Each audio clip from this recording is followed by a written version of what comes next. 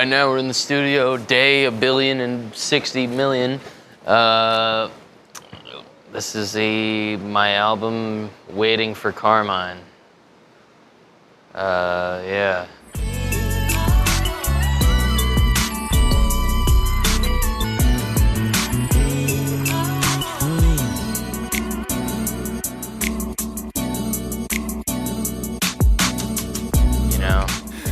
It's been a long process, but we're almost done. I made all the beats in my basement of my mother and father's house on my computer. That was the first step. I've been very fortunate enough to make good relationships and work with some very talented people.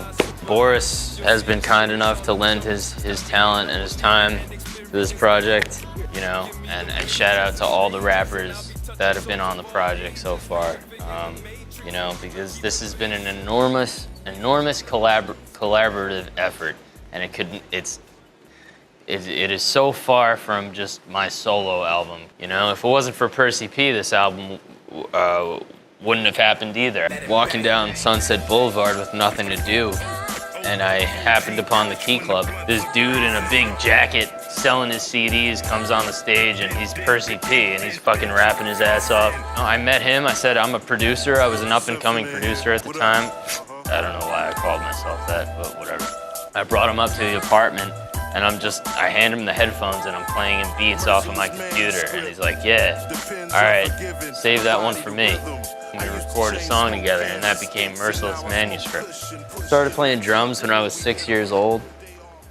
I was really into like rhythm, and I just wanted to play the drums. And I'm very grateful for that training because now, like in a project like the Don Miguel Waiting for Carmine project, like now I have these weapons at my disposal of beats that I've made, but also I have a wide array of extraordinarily talented friends that I could call upon to bring about this dream of making a fucking hip-hop album.